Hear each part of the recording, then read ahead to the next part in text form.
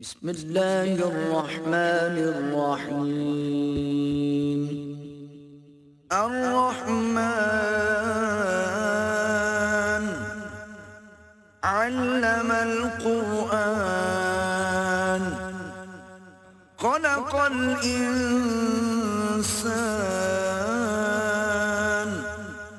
علمه البيان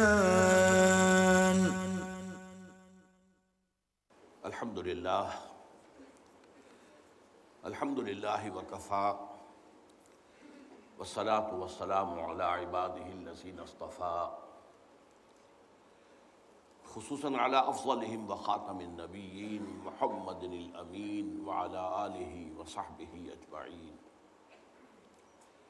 اما بعد فاعوذ باللہ من الشیطان الرجیم بسم اللہ الرحمن الرحیم الرحمن علم القرآن خلق الانسان علمہ البیان صدق اللہ العظیم رب اشرح لی صدری ویسر لی امری واحلل عقدۃ من لسانی یفقہوا قولی اللہم ربنا الہمنا رشدنا واعذنا من شرور انفسنا اللہم ارنا الحق حقا وارزقنا اتباعہ وارنا الباطل باطلا وارزقنا اجتنابہ اللہم ارحمنا بالقرآن اللہم ارحمنا بالقرآن العظیم واجعلہ لنا اماما ونورا وہدی ورحمہ اللہم ذکرنا منہ ما نسینا وعلمنا منہ ما جہلنا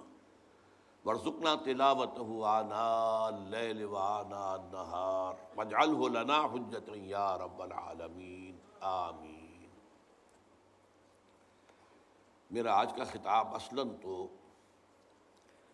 قرآن کے علم اور دین کے فہم کی تحصیل اور اسے دوسروں تک پہنچانے کی فضیلت کے موضوع پر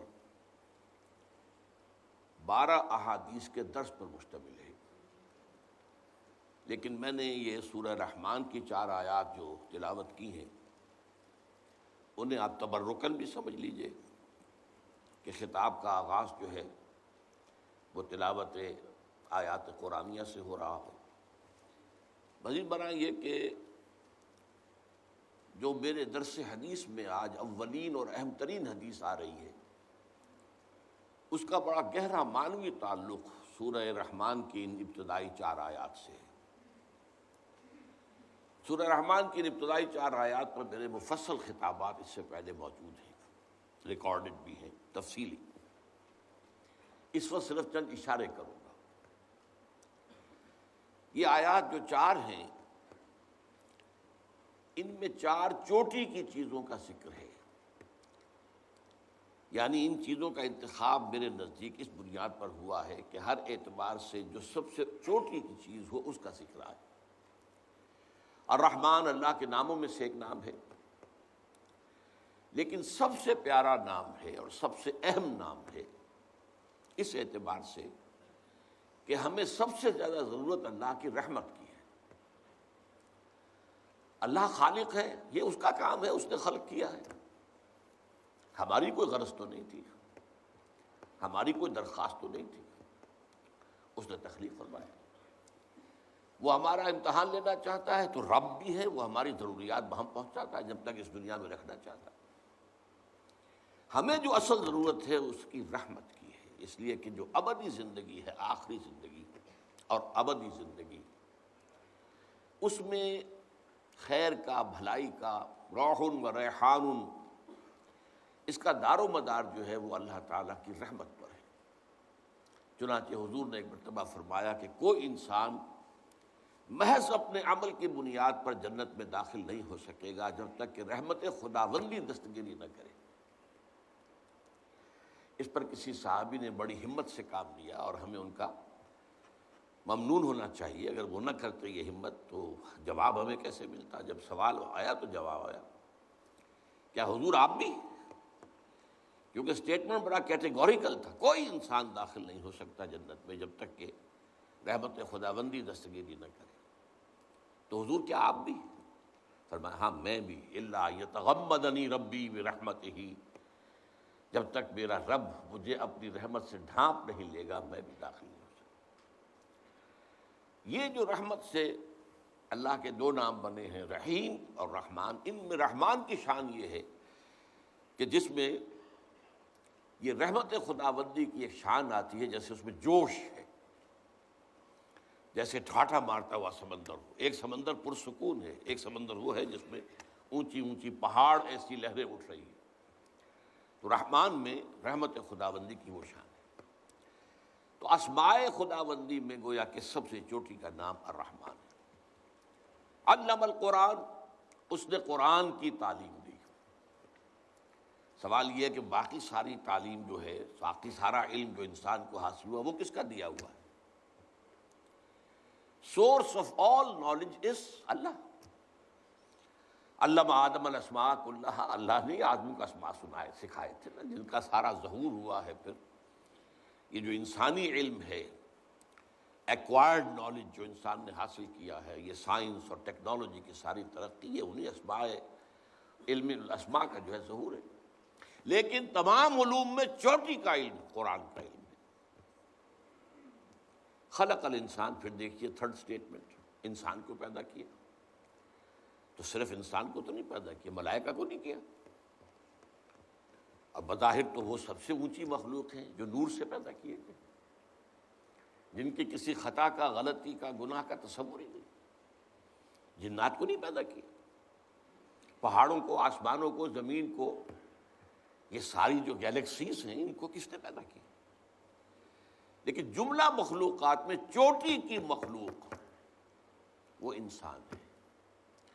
اسی لیے مسجود ملائک بنا دیا گیا کہ اس کے سامنے، حضرت آدم کے سامنے تمام سجدوں کو، تمام فرشتوں کو سجدہ ریز ہونے کا حکم دیا گیا۔ اور قرآن خبر دیتا ہے فسجد الملائکۃ کلھم اجمعون، تو سجدہ کیا تمام فرشتوں نے، سب کے سب نے، کل کے کل نے۔ 3 دفعہ اس لفظ کی تکرار ہو رہی ہے، کہیں یہ شبہ نہ رہ جائے کہ جبرائیل نے تو نہیں کیا ہوگا، وہ تو بہت بڑے فرشتے نہیں۔ فسجد الملائکۃ کلھم اجمعون، تو چوٹی کی تخلیق انسان۔ علمہ البیان، اسے بیان کی صلاحیت عطا کی، تعلیم دی۔ تو اور کیا صلاحیتیں نہیں دی؟ سب سے زیادہ اللہ جو احسان دھرتا ہے قرآن پر بار بار، وہ تو سمع اور بصر پر ہے۔ ان السمع والبصر والفؤاد کل اولئک کان عنہ مسئولا۔ تو کیا یہ صلاحیتیں نہیں دی؟ تمام صلاحیتوں میں چوٹی کی صلاحیت جو ہے وہ قوت بیان ہے۔ ورنہ حیوانوں میں، حیوان بھی دیکھتے ہیں، حیوانوں میں ایسے بھی ہیں جنہیں دیکھنے کے لیے روشنی کی ضرورت ہی نہیں، اندھیرے میں دیکھتے ہیں۔ تو ہم سے تو بہتر ہے ان کی بینائی، ان کی صلاحیت زیادہ ہے۔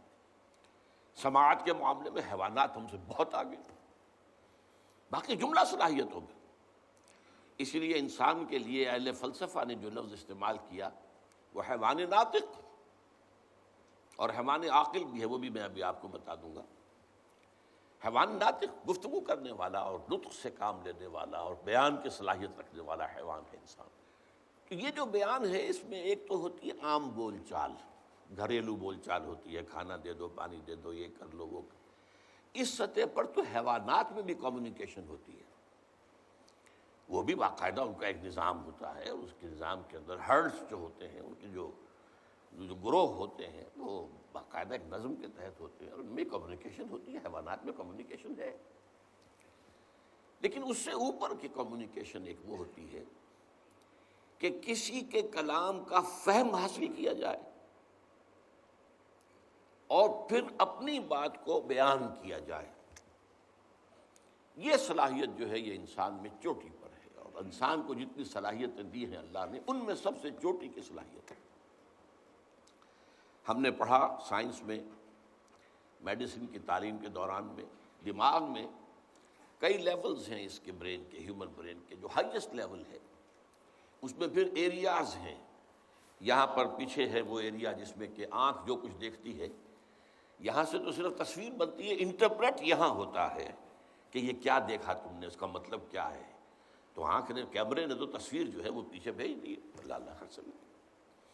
لیکن یہ کہ دماغ کے مختلف ایریاز ہیں جو پھر ان کو انٹرپریٹ کرتے ہیں، اس سے نتیجہ اخذ کرتے ہیں۔ تو سب سے بڑے سینٹرز جو ہیں وہ سپیچ سینٹر کہلاتے ہیں.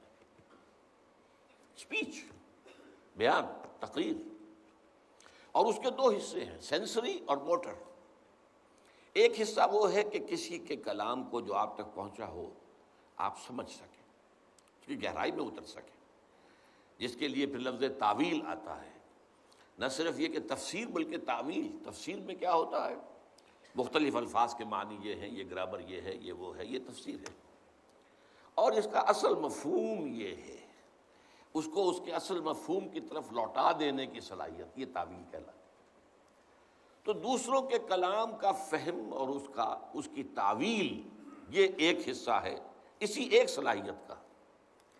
اور پھر اپنا کلام اور جو کچھ ذہن میں آیا ہے اس کو مرتب اور بہت صحیح انداز میں مجتمع کر کے اس کو بیان کرنا، یہ اس کا موٹر پارٹ ہے. یہ دونوں جو چیزیں ہیں یہ انسانی صلاحیتوں میں ٹاپ کی ہیں. اب دیکھیے یہ جو چار چیزیں آئیں، ان میں نے صرف ابھی تک بیان کیا ہے کہ ان کے انتخاب کی بنیاد کیا ہے کہ اپنے اپنے میدان میں یہ چاروں چیزیں ٹاپ کی ہیں.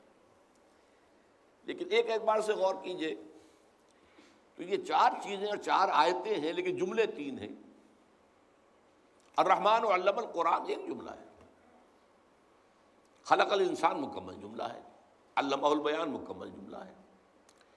ان تین جملے کے حوالے سے آپ نے میٹرک میں بھی پھر اور بھی سطح پر پڑھا ہوگا. ریشیو پروپورشن میتھمیٹکس کے اندر، ارتھمیٹک کے اندر پڑھا ہم نے. نسبت و تناسب کا قاعدہ، تین ویلیوز دی ہیں، چوتھی تلاش کرو. اب یہ تین ویلیوز آ گئی، الرحمن علم القرآن ایک، خلق الانسان دو، علمہ البیان تین، چوتھی ویلیو جو ہے در حقیقت جو اس کلام کا اصل ماحصل ہے، جو اس کی اصل تعویل ہے، وہ ہے جو ہماری پہلی حدیث ہے آج کے ہمارے اس درس حدیث میں. عن عثمان ابن عفان. اب یہاں دیکھیے ذرا اس میں ترتیب، وہ ردم جو ہے وہ بھی برقرار ہے ناموں کے اعتبار سے بھی. الرحمن علم القرآن، خلق الانسان، علمہ البیان. عن عثمان ابن عفان رضی اللہ تعالی عنہ قال قال رسول اللہ صلی اللہ علیہ وسلم خیرکم من تعلم القرآن وعلمہ. تم میں سے بہترین لوگ وہ ہیں جو قرآن سیکھتے ہیں اور سکھاتے ہیں. یا تم میں سے بہترین لوگ وہ ہیں جنہوں نے قرآن سیکھا اور سکھایا. یعنی ویسے تو یہ ماضی کا صیغہ ہے لیکن اس کو ہم جنرلائز کر کے، پہلا ترجمہ میں نے جنرلائز کر کے کیا. تم میں سے بہترین لوگ وہ ہیں جو قرآن سیکھتے اور سکھاتے ہیں. اب دیکھیے وہ جو چار چیزیں ہمارے سامنے آئی تھیں، چوٹی کا علم قرآن، چوٹی کی انسانی صلاحیت بیان. اس چوٹی کی صلاحیت کا استعمال چوٹی کے علم کے لیے ہونا چاہیے، یہ اس کا منطقی تقاضا ہے. یہ بیان میں نے جیسا کہ عرض کیا جو کہ اللہ نے انسان کو صلاحیت دی ہے، یہ گھریلو بھی ہے، گفتگو کرتے ہیں آپ آپس میں. وہ تو حیوانات کے اندر بھی موجود ہے پوری طریقے سے. لیکن وہ جو اصل چوٹی کی بات ہے کہ انسان کسی کے کلام کو سمجھے، اس کی تہ میں اترے، اس کی تعویل کرے، صحیح مفہوم تک رسائی حاصل کرے اور پھر اس کو بیان کرے. یہ چیز جو ہے اس کا سب سے بڑا مصرف ہونا چاہیے، جو سب سے بڑا علم ہے قرآن کا. تعلمہ یہ وہی ہے سینسری پارٹ آف علم آف کلام، اسپیچ کا سمجھنا، علم حاصل کرنا. تم میں سے بہترین لوگ وہ ہیں جو قرآن سیکھیں اور سکھائیں، قرآن سمجھیں اور سمجھائیں، قرآن پڑھیں اور پڑھائیں، قرآن کا علم حاصل کریں اور آگے پھیلائیں. یہ ہے ہماری پہلی حدیث. اور یہ چونکہ بہت مشہور حدیث ہے، آپ میں سے اکثر حضرات کو زبانی یاد ہوگی، لیکن یہ ہے کہ اس کو میں نے سر عنوان اسی لیے بنایا ہے کہ وہ جو الرحمن علم القرآن خلق الانسان علمہ البیان، ان کا جو منطقی اور عقلی نتیجہ ہے وہ ہے در حقیقت جو اس حدیث میں سامنے آیا. اس میں ایک سلوکتا صرف اور عربی گرامر کے اعتبار سے کہ عربی زبان میں ایڈجیکٹیوز کے لیے، صفات کے لیے تین درجے نہیں ہیں جو فارسی میں ہے، مثلاً انگریزی میں ہے گڈ، بیٹر، بیسٹ. فارسی میں کہیں بہتر، بہترین، بد، بدتر، بدترین. تین لیولز ہو گئے. عربی میں صرف یہی ہے اگر خیر کے آگے من لگ جائے تو وہ کمپیریٹیو ہو جائے گا. انا خیر من ہو، ابلیس نے کہا تھا میں اس آدم سے بہتر ہوں، تو من لگ گیا. وہاں بہتر کریں گے ترجمہ، بہترین نہیں کریں گے. لیکن اگر خیر کا لفظ براہ راست جو ہے مضاف کے طور پر جوڑ دیا جائے تو یہ پھر سپرلیٹو ڈگری ہے، یہ بہترین. اور یہ جیسے میں نے چاہا کہ اچھی طرح سمجھ لیا جائے گہرائی میں اتر کر حضور کیا فرما رہے ہیں. خیرکم، تم میں سے بہترین لوگ وہ ہیں من تعلم القرآن وعلمہ، جنہوں نے قرآن سیکھا اور سکھایا، سمجھا اور سمجھایا، پڑھا اور پڑھایا، اس کا علم حاصل کیا، تعلم اور اسے بیان کیا، یہ تعلیم. اب آئیے دوسری حدیث، یہ مسلم شریف کی ہے. میں نے ترتیب یہی رکھی ہے کہ پہلے احادیث جو ہیں وہ صحیحین کی یا جو متفق علیہ ہیں پہلے ان کو سامنے لائے. دوسری حدیث جو ہے یہ بھی بخاری شریف کی ہے اور عبداللہ ابن عمرو بن العاص رضی اللہ تعالی عنہما اس کے راوی ہیں. حضور کے الفاظ ہیں بلغوا عنی ولو آیتن، پہنچاؤ میری جانب سے خواہ ایک ہی آیت. بعض حضرات کے نزدیک اس سے مراد جو ہے وہ ایک آیت ہے، چاہے وہ آیت جو ہے وہ کلام مفید جسے کہتے ہیں عربی گرامر میں، جس سے کوئی مفہوم پوری طرح واضح ہو جائے، چاہے وہ نہ ہو، جملہ مکمل نہ ہو. جیسے آپ کو معلوم الرحمن، اب یہ آیت تو ہے لیکن اب اس سے بات تو سمجھ میں نہیں آ رہی کہ الرحمن سے کیا کہنا مقصود ہے، اس کے بارے میں کیا اطلاع دینی مقصود ہے، کچھ نہیں آ رہا، تو یہ کلام مفید تو نہیں ہے. والعصر، تو اگرچہ یہ اس کو کہتے ہیں مرکب ناقص کہ یہ مرکب تو ہے جار مجرور والعصر، لیکن یہ کہ والعصر یہ قسم کس چیز پر کھائی جا رہی ہے یہ معلوم نہ ہو تو یہ کلام مفید نہیں ہوگا. ہاں والعصر ان الانسان لفی خسر، اب یہ کلام مفید ہو گیا. تو بعض حضرات کے نزدیک آیتن جو ہے واحدتن ہو، چاہے وہ جملہ نہ بھی بنتی ہو، اور اکثر کے نزدیک یہ ہے کہ اس سے مراد جو ہے وہ جملہ مفیدہ، یعنی آیت جو ہے یا تو وہ اپنی جگہ ایک مکمل جملہ ہو، ان الانسان لفی خسر ایک مکمل جملہ ہے، اور خواہ وہ یہ کہ دو تین آیتوں سے مل کر وہ جملہ بنتا ہو، جیسے کہ ابھی ہم نے پڑھا الرحمن علم القرآن، جملہ تو تب بنا رحمان نے قرآن سکھایا. لیکن بہرحال یہ اس میں جو ایک آیت کا لفظ استعمال کیا حضور نے، اس سے اس کی طرف تاکید کی اگر آپ اندازہ کیجئے کہ یہ نہیں کہا جا رہا کہ ایک ہی آیت کی آپ تبلیغ کرتے پھریں. ظاہر بات ہے اس میں تو بڑے خطرات ہیں. وہ آیت تو منسوخ بھی ہو سکتی ہے، وہ آیت جو ہے اس کے اندر کوئی ایسا مفہوم بھی ہو سکتا ہے کہ جس کی وضاحت دوسری جگہوں پر آئی ہو. تو یہ نہیں ہے کہ بس ایک آیت سیکھ لو اور اس کو جو ہے آگے اسی کے مبلغ بن کر، یہ تاکید کا انداز ہے. خواہ ایک ہی آیت، یہ اس تاکید کے لیے، ایمفیسس کے لیے ایک ہی آیت بھی ہو. ویسے مثلا یہ کہ ایک صورت ایسی ہو سکتی ہے جیسے سورۃ العصر ہے، وہ اتنی جامع ہے جس کے بارے میں امام شافعی یہ کہتے ہوں کہ لو لم ينزل من القرآن سواها لکفت الناس، اگر قرآن میں سے سوائے اس ایک صورت کے اور کچھ نازل نہ ہوتا تب بھی لوگوں کی ہدایت کے لیے کافی تھی. اور لو تدبر الناس هذه السورة لوسعتهم، اگر لوگ صرف اس ایک صورت پر تدبر کریں تو یہ ان کے لیے کافی ہو جائے گی. تو اس صورت کا انسان مبلغ بن جائے، اس کو اچھی طرح سمجھ کر اسے بیان کرنے کا جو ہے بیڑا اٹھا لے تو بات سمجھ میں آتی ہے، لیکن عام طور پر نہیں. یہ انداز ہے تاکید کا، بلغوا عنی ولو آیۃ. دوسرا اس میں جو لفظ بہت اہم ہے وہ عن کا ہے، عنی. اسی لیے میں اس کا ترجمہ کرتا ہوں میری جانب سے، آن مائی بہاف. اس کی وجہ کیا ہے کہ حضور کی بعثت ہے پوری نوع انسانی تک. آپ صرف عربوں کے لیے تو نہیں بھیجے گئے تھے، اسی لیے آپ نے خطبہ حجۃ الوداع میں جو 1.25 لاکھ کا مجمع تھا اس سے گواہی لے لی، الا هل بلغت، اور جواب میں لے کے اس پورے مجمع نے کہا انا نشهد انک قد بلغت الرسالۃ وادیت الامانۃ ونصحت الامۃ وکشفت الامۃ. 3 دفعہ یہ سوال جواب، اس کے بعد انگلی اٹھائی آسمان کی طرف 3 دفعہ، اور پھر اشارہ لوگوں کی طرف، اللہم اشہد، اے اللہ تو بھی گواہ رہے میں نے پہنچا دیا. اب آخری جملہ کیا تھا؟ فَلْيُبَلِّغِ الشَّاهِدُ الْغَائِبَ. اب لازم ہے ان پر جو یہاں ہیں کہ پہنچائیں ان کو جو یہاں نہیں. اور جو یہاں نہیں ہیں اتنے بلیغ الفاظ ہیں، اس میں جو لوگ اس وقت دنیا میں موجود تھے اور وہاں نہیں تھے وہ بھی سب شامل ہو گئے، چاہے وہ چین میں آباد ہوں، چاہے وہ روس میں آباد ہوں، چاہے وہ امریکہ میں ہوں، چاہے وہ کہیں بھی ہوں، تمہارے ذمے ہے اب ان تک پہنچانا، اور قیامت تک آنے والے انسان بھی شامل ہو گئے، کیونکہ آپ کی رسالت جو ہے وہ تو قیامت تک جاری ہے، اور پوری نوع انسانی کے لیے آپ ہی رسول بنا کر بھیجے گئے۔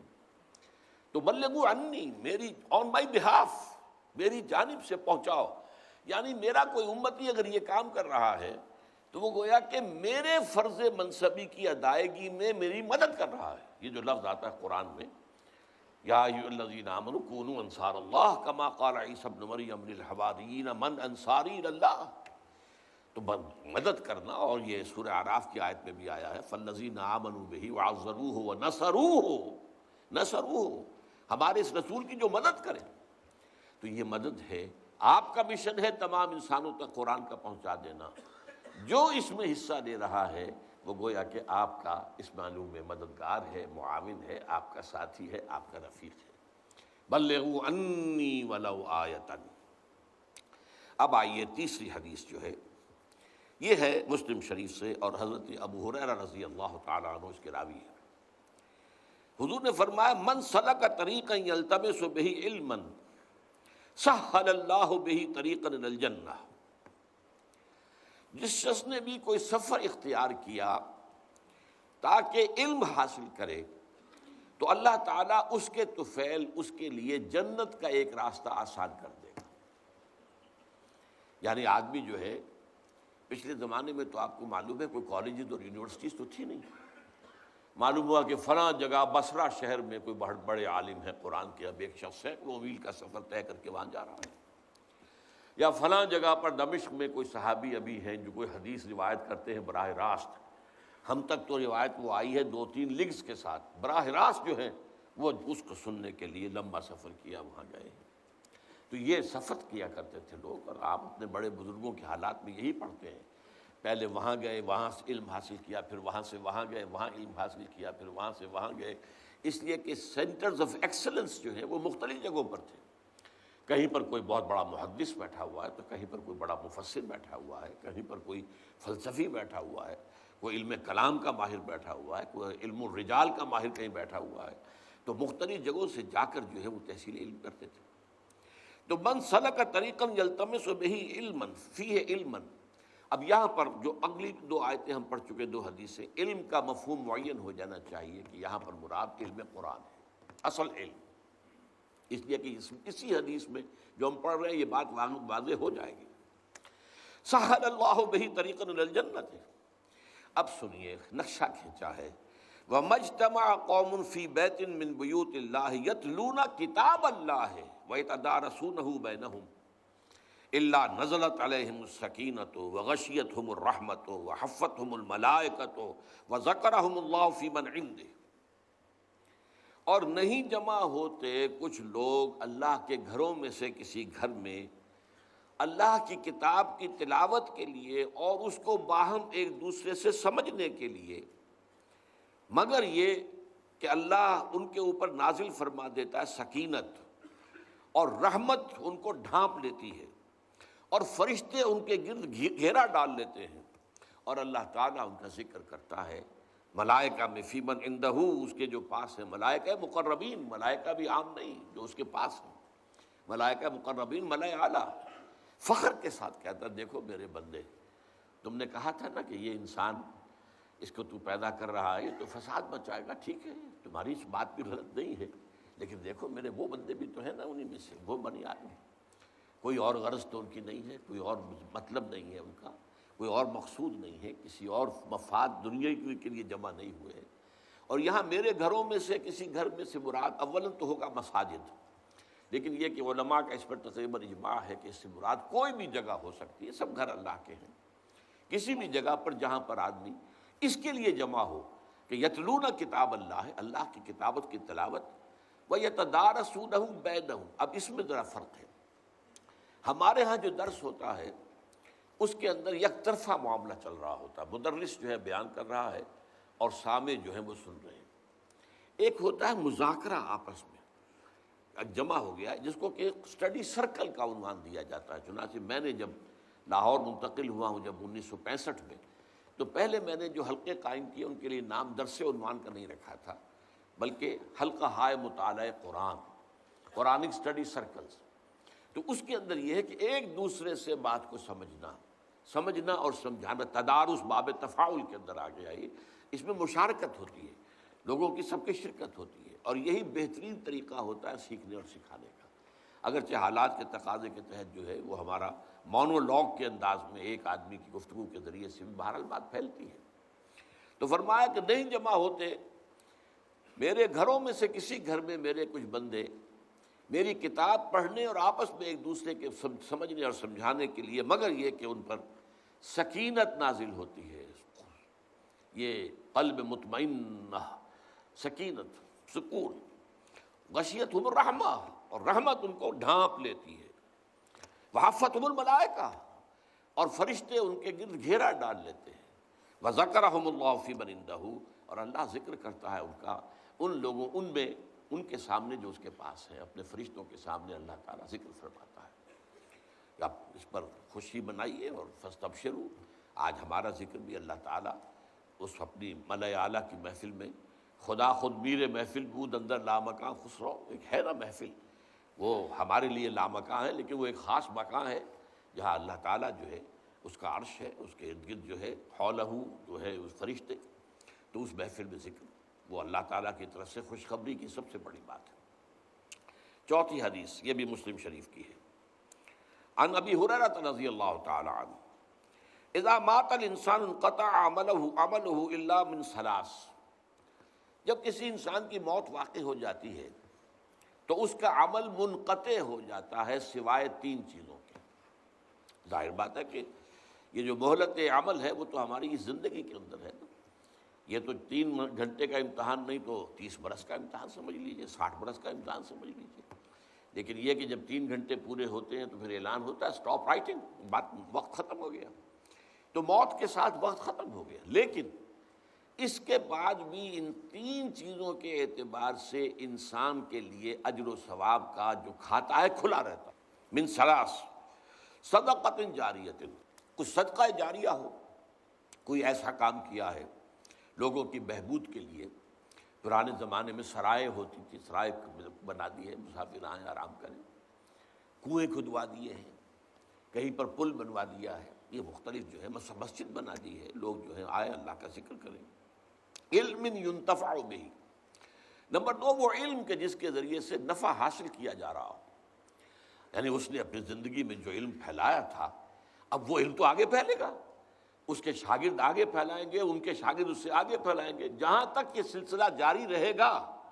جس نے اس کا آغاز کیا تھا اس کے اللہ تعالیٰ کے ہاں جو کھاتے کھلے ہوئے ہیں ان میں اس کا ثواب کا اندراج ہوتا جائے گا، یہ مسلسل جاری رہے گا۔ صدقہ جاریہ جن سے لوگوں کو فائدہ پہنچتا ہو، وہ علم کہ جس سے نفع ہو سکے، اور ولد صالح یدعو لہ، یا پھر اس کی اولاد، صالح اولاد، نیک اولاد۔ نیک اولاد سب سے بڑا صدقہ جاریہ ہے، تو یہ صدقہ جاریہ، پھر وہ اس کے لیے دعائیں بھی کریں گے، ان کی مغفرت کے لیے دعائیں کریں گی، اولاد جو ہوگی نیک ہوگی۔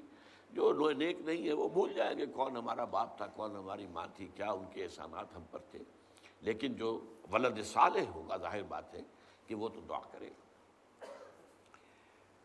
5ویں حدیث مسلم عن ابی ہریرہ رضی اللہ تعالی عنہ الناس معادن کمعادن الذهب والفضة خیارہم فی الجاہلیت خیارہم فی الاسلام اذا فقہوا۔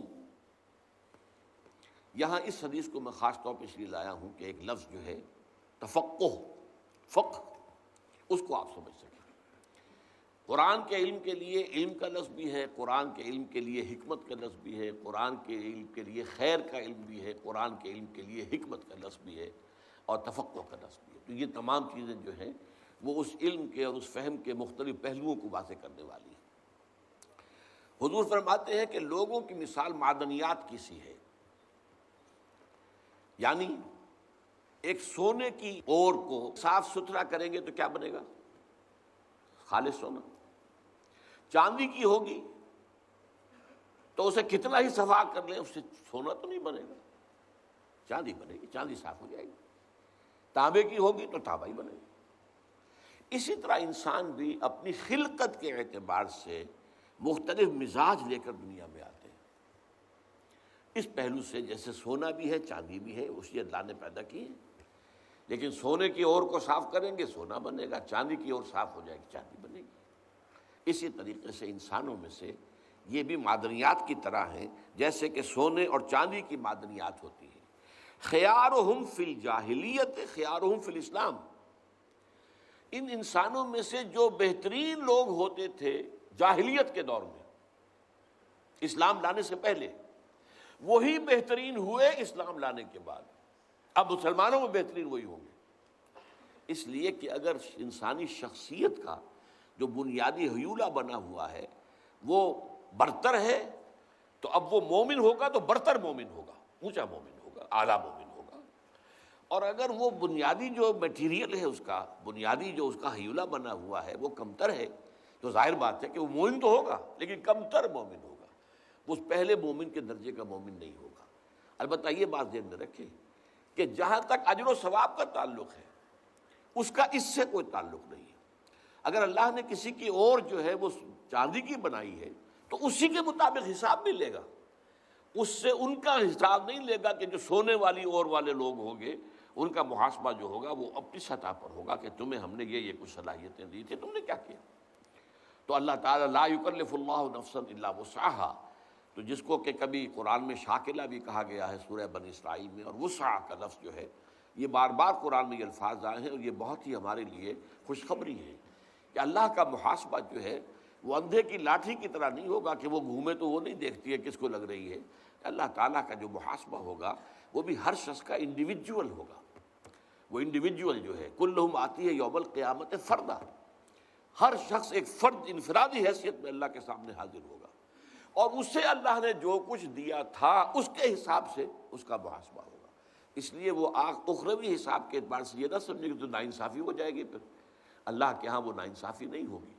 البتہ دنیا میں اللہ تعالیٰ نے یہ جو رنگا رنگی پیدا کی ہے، بوق المونی پیدا کی ہے، ذوق اس جہاں کو ہے زیب اختلاف سے، یہ اختلاف اگر نہ ہو، رنگا رنگی نہ ہو اور یہ گونا گونی نہ ہو تو ظاہر بات ہے مونوٹنی جو ہے اس سے تو انسان کی طبیعت بیزار ہو جاتی ہے۔ تو اختلاف جو ہے اس کے اندر ایک حسن ہے، اور یہ حسن تخلیق ہے، اس پہلو سے علیحدہ بات ہے، لیکن محاسبے کے اعتبار سے اس میں کوئی کمی جو ہے اس کا نہیں ہوگا، اس لیے کہ اس سے اسی کے مطابق حساب لیا جائے گا۔ ایک اصل جو اس حدیث کے لفظ تھا اذا فقہوا، جب کہ وہ دین کا فہم حاصل کر لیں۔ یہ فقہ کا لفظ جو ہے ہمارے ہاں بعض چیزیں ایسی ہیں کہ جو بعض اصطلاحات ہماری اپنا مفہوم جو ہے، اصل مفہوم بالکل ان کا غائب ہو گیا ہے ذہنوں سے، اس لیے کہ وہ کسی اور مفہوم میں زیادہ عام ہو گئے۔ لفظ احسان ہے، اب احسان کے لفظ ہم سمجھتے ہیں کسی کے ساتھ بھلائی کرنا، اب یہ لفظ احسان اصطلاح ہے دین کی۔ دین جو ہے انتہائی خوبصورت ہو جائے، آپ کی دینی زندگی انتہائی حسین ہو جائے، ہر اعتبار سے اس میں خوبی ہی خوبی نظر آئے، وہ احسان ہے، وہ درجہ احسان ہے۔ نمبر 2 پر حدیث آئے گی، اخبرنی عن الاسلام اخبرنی عن الایمان اخبرنی عن الاحسان۔ تو اس معنی میں یہ لفظ جو ہے فقہ کا لفظ چونکہ ہمارے ہاں عام ہو گیا ہے، وہ علم فقہ یعنی احکام شریعت کا استنباط اور اس کا استخراج کر کے اور قیاس کے ذریعے سے غور کر کے نئے مسائل کے لیے جو ہے رائے نکالنا، یہ فقہ ہے، اور اس کو ہم شریعت، اب ہمارے ہاں ہمارا تصور یہ فقہ حنفی ہے، یہ فقہ مالکی ہے، یہ فقہ شافعی ہے، یہ فقہ حنبلی ہے، تو اس اعتبار سے فقہ کا لفظ اس پر چسپاں ہو گیا۔ اصل میں یہ لفظ ہے فہم، گہرا فہم، یعنی جب انسان ایک ہے سرسری طور پر آپ ایمان لے آئے، لیکن یہ کہ ایک ہے کہ آپ نے اس ایمان اور اسلام کے گہرائیوں میں اترنے کی کوشش کی اور ان کو سمجھا۔ ایک قرآن کو سرسری طور پر سمجھنا ہے، جیسا کہ میرا کتابچہ جو ہے مسلمانوں پر قرآن مجید کے حقوق، اس میں ایک چیپٹر ہے تذکر اور تدبر۔ تذکر جو ہے قرآن مجید کو سمجھ لینا، جیسے کہ سطح سمندر کے اوپر اگر تیل کا کوئی ٹینکر جو ہے وہ ٹوٹ گیا اور تیل بہہ گیا تو تیل سطح پر رہے گا، نیچے تو نہیں جائے گا۔ تو قرآن مجید کا اصل جو نصیحت ہے، اس کا جو لیسن ہے، اس کی جو ہدایت وہ سطح پر ہے، لہذا سرسری طور پر پڑھ کر کے بشرطے کہ اس کی اپنی زبان میں پڑھا جائے، یہ شرط اس کے لیے لازم ہے۔ محض ترجموں سے تو کچھ حاصل ہوگا بہت کم، انسپریشن حاصل نہیں ہوگی، لیکن یہ ہے کہ آپ اپنی آنکھ سے اور قرآن کو اس کی اپنی زبان میں پڑھیں گے تو تذکر تو بہت آسانی سے آپ کو حاصل ہو جائے گا۔ وَلَقَدْ يَسَّرْنَا الْقُرْآنَ لِلذِّكْرِ فَهَلْ مِن مُدَّكِرٍ، 4 مرتبہ یہ چیلنج کے انداز میں الفاظ آئے ہیں، ہم نے تذکر کے لیے قرآن کو بہت آسان کر دیا ہے، تو ہے کوئی جو اس سے نصیحت اخذ کرنا چاہے؟ تدبر قرآن جو ہے وہ گہرائی میں اترنا ہے، قرآن میں ہو غوطہ زن اے مرد مسلمان، اس کی بڑی کڑی شرائط ہے، وہ تو پوری زندگی انسان اس کے اندر بسر کرتا ہے۔ حضرت عبداللہ ابن عمر رضی اللہ تعالیٰ عنہما کا ایک قول ہے کہ میں نے صرف سورہ بقرہ پر 8 سال تک تدبر کیا، 8 سال، حالانکہ انہیں کوئی صرف و نحو پڑھنے کی ضرورت تو نہیں تھی، عربی زبان ان کی اپنی زبان تھی، جس ماحول میں قرآن نازل ہوا اسی کا ایک پارٹ اینڈ پارسل وہ بھی تھے، کوئی انہیں شان نزول کی روایات کی تلاش کی ضرورت نہیں تھی۔ تو تدبر جو ہے اس کا کچھ اور تقاضے، تفقہ وہ در حقیقت اصل گہرائی والی بات ہے۔ اذا فقہوا، یہی لفظ ایک اور حدیث میں آ رہا ہے۔ اب یہ ہے، یہ متفق علیہ روایت ہے، بخاری و مسلم رحمہم اللہ، عن معاویہ رضی اللہ تعالی عنہ، حضرت معاویہ ان سے یہ روایت ہے، حضور فرماتے ہیں من یرید اللہ بہ خیرا یفقہہ فی الدین وانما انا قاسم واللہ یعطی۔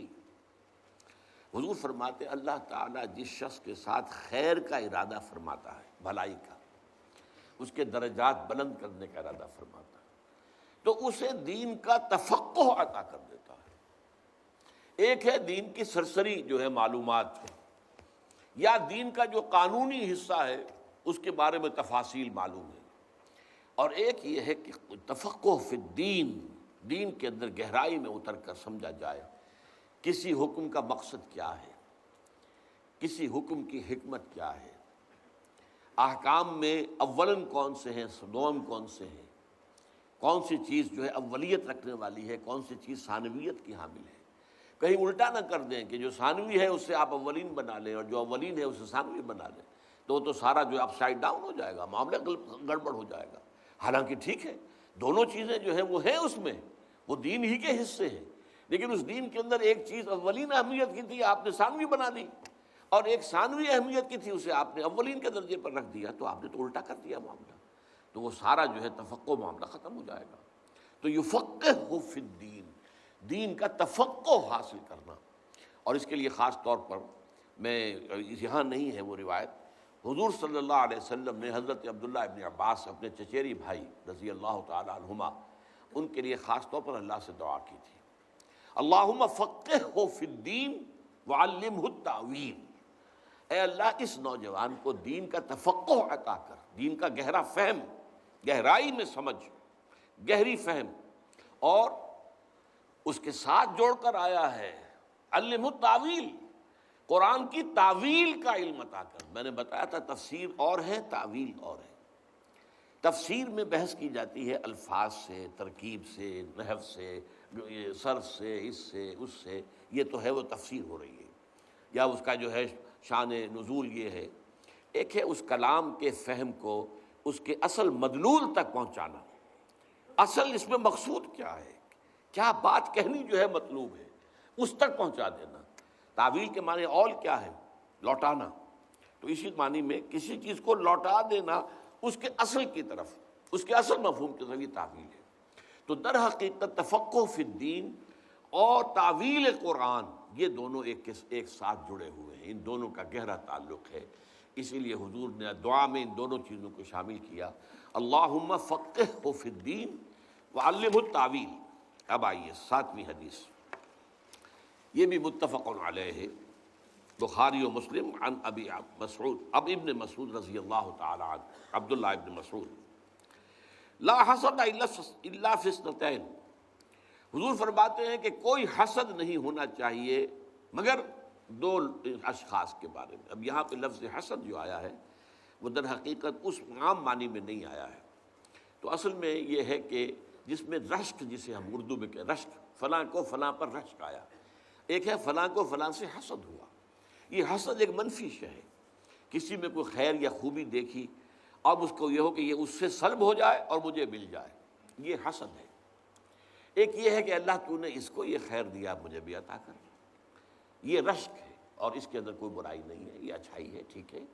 بھلے لوگوں کو دیکھ کر، اچھے لوگوں کی اچھائیوں کو دیکھ کر اس سے اپنے اندر بھی ایک آرزو اور تمنا کا ابھرنا، اور اس کے لیے پھر اللہ سے دعا کرنا، تو نے اپنے اس بندے کو یہ توفیق دی ہے، مجھے بھی توفیق عطا کر۔ تو اس معنی میں، رشک کے معنی میں یہ لفظ یہاں آیا ہے کہ دو اشخاص کے سوا کسی اور کے ساتھ رشک نہیں کرنا چاہیے۔ رجلاً آتاہ اللہ مالا فسلطہ علی ہلکتہ، ایک ایسا شخص جسے اللہ نے مال دیا ہے وافر، اور پھر اسے مسلط کر دیا ہے اس کو خرچ کرنے پر۔ وہ مال کو سینت سینت کر نہیں رکھتا، خرچ کرتا ہے خیر میں، فی الحق، حق کے اندر خرچ کرتا ہے۔ حق میں ادائے حقوق بھی آ گیا، جو بھی رشتہ داروں کے حقوق ہیں، جو بھی اللہ تعالیٰ نے جس کے حقوق رکھے ہیں، والدین کے حقوق ہیں، اولاد کے بھی حقوق ہیں، ان میں بھی اولاد سے بھی انسان بخل نہ کرے۔ اگر اللہ نے آپ کو اچھی حیثیت دی ہے تو اولاد کا بھی حق ہے کہ ان کو اس میں سے ملے، اس معنی میں۔ اور پھر یہ ہے کہ اللہ کے دین کے لیے، دین حق کے لیے، خیر کے لیے، بھلائی کے لیے خرچ کرنا، تو ایسا شخص جو ہے اس پر رشک آنا چاہیے۔ وَرَجُلًا آتَاهُ اللَّهُ الْحِكْمَةَ، اب وہ لفظ آ گیا دوسرا جو میں چاہتا تھا کہ انٹروڈیوس ہو، حکمت۔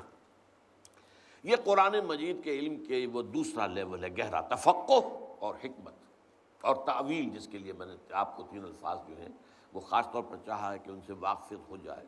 تو یہاں پر اللہ، جس شخص کو اللہ نے حکمت عطا کی ہو، فَهُوَ يَقْضِي بِهَا وَيُعَلِّمُهَا، تو وہ اسی کے ذریعے سے، اسی کی بنیاد پر فیصلے بھی کرتا ہو اور اسی پر عمل کرتا، اور اسی کو پھیلاتا بھی ہو، سکھاتا بھی ہو، دوسروں کو تعلیم بھی دیتا ہو۔ اللہ تعالیٰ اللہم ربنا اجعلنا منہم۔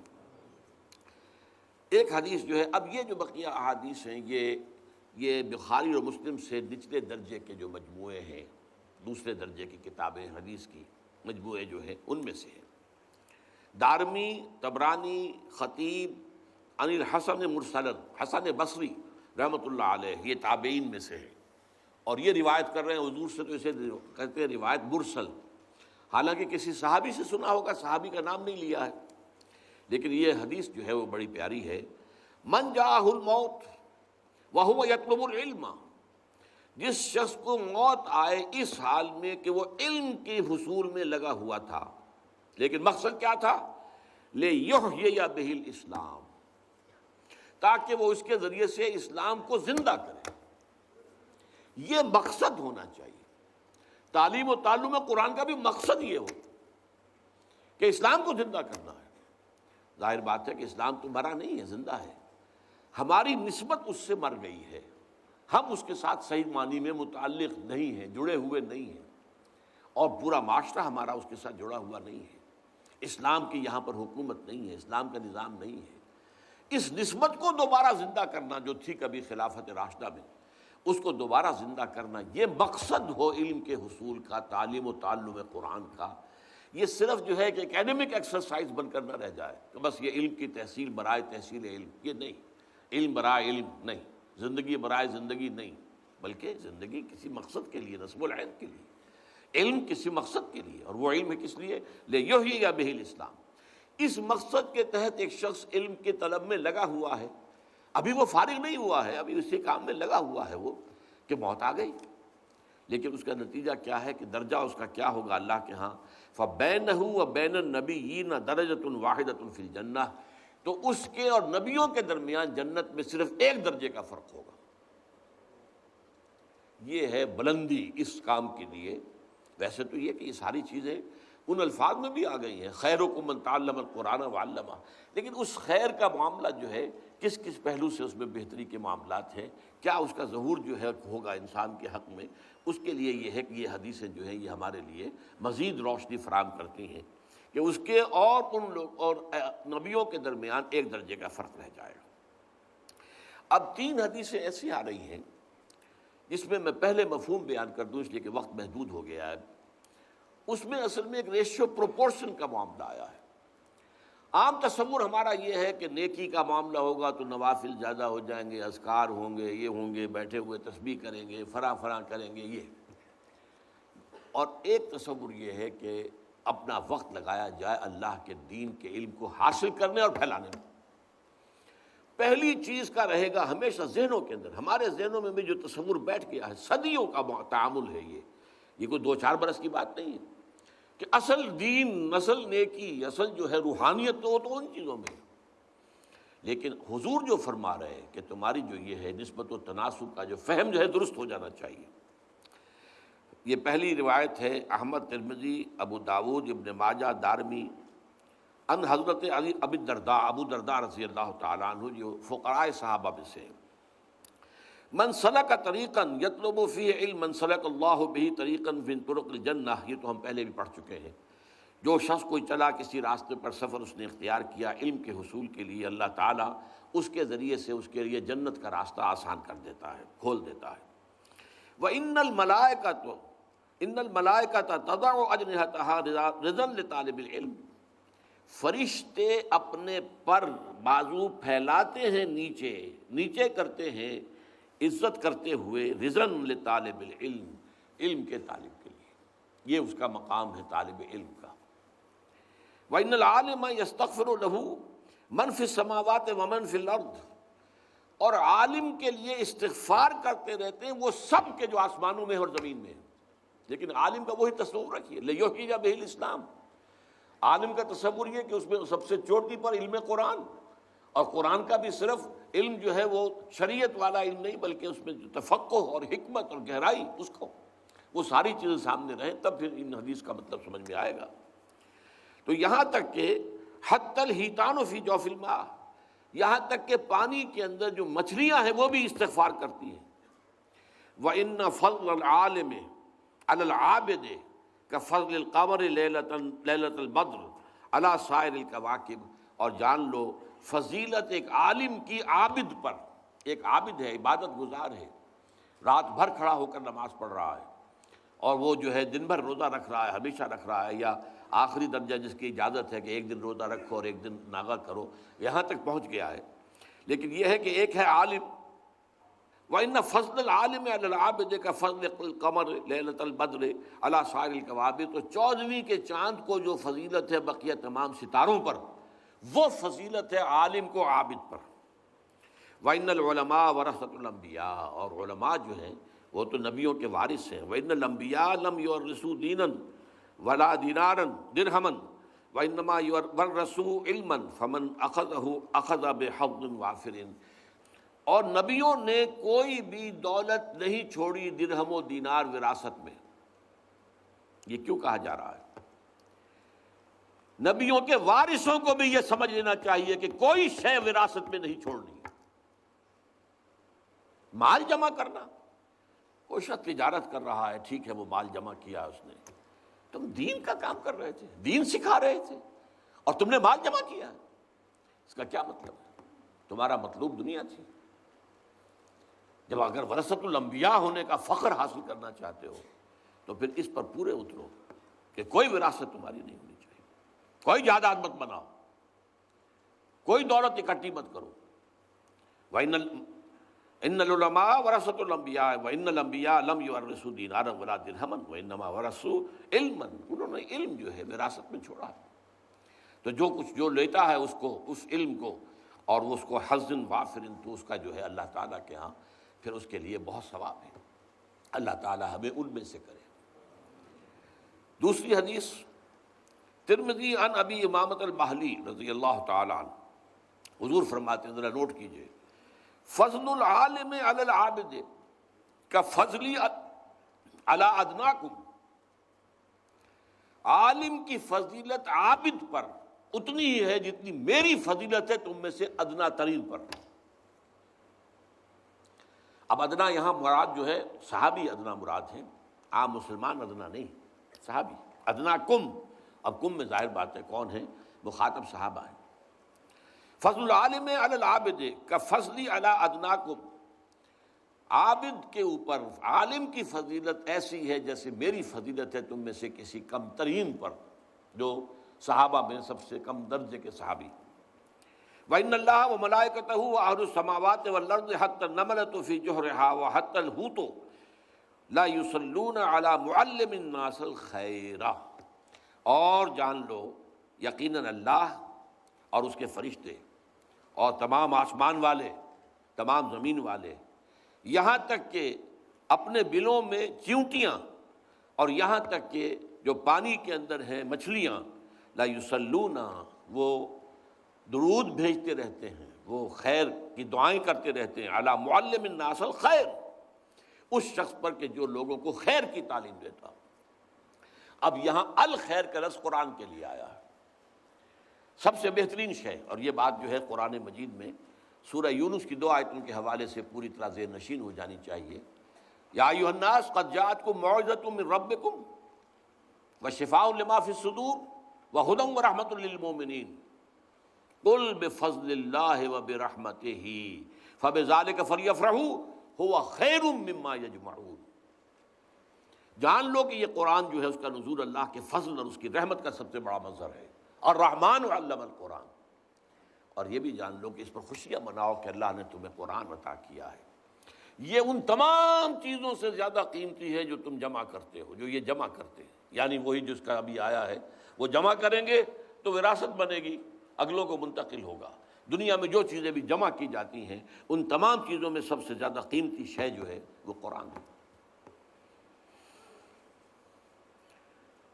دارمی میں اس سے روایت ہے حضرت حسن سے، پھر وہی حسن بصری رحمۃ اللہ علیہ مراد ہے مرسلاً، سئل رسول اللہ عن رجلین، سوال کیا گیا اللہ کے رسول سے 2 اشخاص کے بارے میں، کانا فی بنی اسرائیل، وہ دونوں بنی اسرائیل میں سے تھے، احدہما کانا عالما، ایک ان میں سے عالم تھا، یصلی المکتوبۃ، وہ صرف فرض نماز پڑھتا تھا، ثم یجلس فیعلم الناس الخیر، اور پھر وہ بیٹھ جاتا تھا اور لوگوں کو خیر کی تعلیم دیتا تھا۔ پھر یہاں وہ لفظ خیر آ گیا، مراد قرآن، سب سے بڑا خیر قرآن، ہوا خیر مما یجمعون۔ والآخر، اور دوسرا وہ تھا جو یصوم النہار، ہمیشہ روزہ رکھتا تھا، ویقوم اللیل، پوری رات کھڑا رہتا تھا نماز میں۔ ایہما افضل، اے نبی یہ بتائیے ان میں سے افضل کون ہے؟ قال رسول اللہ صلی اللہ علیہ وسلم، فرمایا حضور نے صلی اللہ علیہ وسلم، فضل ھذا العالم الذی یصلی المکتوبۃ ثم یجلس فیعلم الناس الخیر، اس شخص کی فضیلت کہ جو صرف فرض نماز پڑھ کر اور پھر وہ لگاتا ہو اپنا وقت، بیٹھ جاتا ہو اور لوگوں کو خیر کی تعلیم دیتا ہو، علی العابد الذی یصوم النہار ویصلی اللیل، اس عبادت گزار پر جو ہمیشہ روزہ رکھتا ہو اور وہ رات بھر کھڑا رہتا ہو، کا فضلی علی ادناکم، فضیلت وہی ہے جو میری فضیلت ہے تم میں سے کسی کم ترین پر۔ یہ 3 احادیث اس اعتبار سے بہت اہم ہے کہ ہمارا جو نسبت و تناسب کا معاملہ ہے، ہمارے اندر جو ہے وہ سینس پیدا ہونا چاہیے، سینس آف پروپورشن۔ وہ جو چیزیں ہمارے ہاں بالکل الٹ گئی ہیں، ان تصورات کو توڑنا آسان کام نہیں ہے، لیکن یہ کہ بہرحال ان احادیث نبویہ کے حوالے سے ہمیں اپنا وہ جو ہے ویلیو سٹرکچر جو ہے، جو اس کو تصحیح اس کی کر لینی چاہیے، اس کو اور ان احادیث کو تازہ کرتے رہنا چاہیے۔ اور جو لوگ اس کام میں خاص طور پر لگے ہوئے ہوں انہیں سب سے زیادہ ضرورت ہے کہ ان احادیث جو ہے ان کو اپنے مستحضر رکھیں، تاکہ انہیں ایک انشراح جو ہے وہ مسلسل حاصل ہوتا رہے کہ جو کام ہم کر رہے ہیں وہ صحیح راستہ ہے، اور اسی راستے کی طرف اللہ اس کے رسول نے رہنمائی کی ہے۔ اب آخری حدیث ہے ایک برعکس کیفیت کے لیے، اسی علم کا حصول دنیا کمانے کے لیے بھی ہوتا ہے، پیشہ ورانہ حصول ہو رہا ہے دنیا کمانے کے لیے، اور بدقسمتی سے ہمارے ہاں دین بھی اب ایک پیشہ بن گیا ہے، اور عام طور پر دینی تعلیم عام طور پر اللہ ماشاءاللہ وہ اسی اعتبار سے ہوتی ہے کہ اس سے ایک بہرحال ایک ذریعہ معاش جو ہے وہ بھی حاصل ہو جائے گا، مسجدوں میں خطابت ہوگی، امامت ہوگی وغیرہ وغیرہ۔ تو یہ چیز اب نوٹ کر لیجئے کہ اس علم کے، جیسے کہ اس سے پہلے حدیث آئی ہے وَهُوَ يَطْلُبُ الْعِلْمَ لِيُحْيِيَ بِهِ الْإِسْلَامَ، علم حاصل کر رہا ہو وہ اسلام کو زندہ کرنے، احیاء دین کے لیے، احیاء اسلام کے لیے، تجدید دین کے لیے، دین کو تازہ کر دینے کے لیے، اقامت دین کے لیے، دین کو قائم کر دینے کے لیے۔ اس کے برعکس من طلب العلم، جس شخص نے علم حاصل کیا، طلب کیا، لِيُجَارِيَ بِهِ الْعُلَمَاءَ، تاکہ وہ ہم نشین بن جائے علماء کا۔ اب علماء بیٹھے ہوتے ہیں تو آپس میں گفتگو کر رہے ہوتے ہیں تو ان کی اصطلاحات اور ہوتی ہیں، عام آدمی بیٹھا ہوا ان کی بات وہ آپس میں جب گفتگو کر رہے نہیں سمجھتے، اس لیے کہ وہ اصطلاحات جو گاڑھی مذہبی دینی اصطلاحات استعمال کرتے ہیں۔ تو میں بھی علماء کی مجلس میں بیٹھنے کے قابل ہو جاؤں، میں بھی تاکہ بیٹھوں اور وہی اصطلاحات جو ہیں ان کو سمجھوں بھی اور ان کے اندر میں گفتگو کر سکوں۔ وَلَيُمَارِيَ بِهِ السُّفَهَاءَ، یا روب گانٹھے بے وقوفوں پر، جو بے علم ہیں یا جو لوگ جاہل ہیں یا کم علم ہیں، ان کے اوپر جو ہے وہ اپنا ایک ان کے ساتھ بحث و تمہیز کرنے کا اپنا روب گانٹھے اپنے علم کا اور سکہ جمائے۔ او یصرف بہ وجوہ الناس الیہ، یا اس علم کے ذریعے سے لوگوں کی توجہ اپنی طرف منعطف کرا لے، اپنی لیڈری، اپنی چودراہٹ، اپنی سیادت، اپنی قیادت، اس کی طرف لوگوں کو متوجہ کرے اس علم کے ذریعے سے۔ ادخلہ اللہ النار، ایسے شخص کو اللہ تعالیٰ یقیناً آگ میں داخل کرے گا۔ تو یہ وارننگ، یعنی باقی ساری حدیثیں جو ہیں وہ جہاں اس فضیلت کا ذکر سامنے آیا ہے اور اس کے ضمن میں مختلف اصطلاحات جو آپ کے سامنے آئی ہیں ان کو سمجھنا، لیکن یہ کہ یہ وارننگ والی جو ہے آخری حدیث، یہ اس اعتبار سے کہ جو نیت ہے وہ صحیح ہونی چاہیے، اس لیے کہ اکثر محدثین نے اپنے جو مجموعے مرتب کیے ان میں سب سے پہلے وہی حدیث لائے کہ جو حضرت عمر رضی اللہ تعالیٰ عنہ سے مروی ہے نیت کے بارے میں، انما الاعمال بالنیات، اعمال کا دار و مدار نیتوں پر ہے۔ نیکی کا کام کوئی بڑے سے بڑا ہو، نیت خراب ہے تو اللہ کے ہاں اس کا کوئی وزن نہیں، بلکہ وہ اللہ تعالیٰ کے ہاں شرک میں بھی شمار ہو سکتا ہے۔ جس نے دکھاوے کے لیے من صلی یرائی فقط اشرکا، ومن صام یرائی فقط اشرکا، ومن تصدق یرائی فقط اشرکا، جس نے دکھاوے کے لیے نماز پڑھی اس نے شرک کیا، جس نے دکھاوے کے لیے روزہ رکھا اس نے شرک کیا، جس نے دکھاوے کے لیے صدقہ خیرات کیا اس نے شرک کیا۔ تو اللہ تعالیٰ جو ہے انما الاعمال بالنیات، تو اس طلب علم کے اندر نیت کا درست ہو جانا بہت ضروری ہے، اور اس نیت کے درست ہونے پر دار و مدار ہوگا کہ آیا اس کے ذریعے سے وہ درجہ جنت میں داخل حاصل ہو جائے گا جو نبیوں انبیاء سے متصل ہو، یا یہ کہ وہ دنیا کے اندر ذلیل و خوار اگر نہ بھی ہوا دنیا میں چاہے وہ کتنا ہی باعزت رہا ہو، آخرت میں ذلیل و خوار ہو جائے گا، جہنم میں جھونک دیا جائے گا۔ اللہ تعالی ہمیں ان تمام احادیث کی جو برکت ہے اور ان کے اندر جو ہمارے لیے سبق ہے اور ہمارے لیے رہنمائی ہے، ان سے بھرپور استفادے کی توفیق عطا فرمائے، آمین یا رب العالمین۔ سبحانک اللہم و بحمدک، نشہد ان لا الہ الا انت، نستغفرک و نتوب الیک۔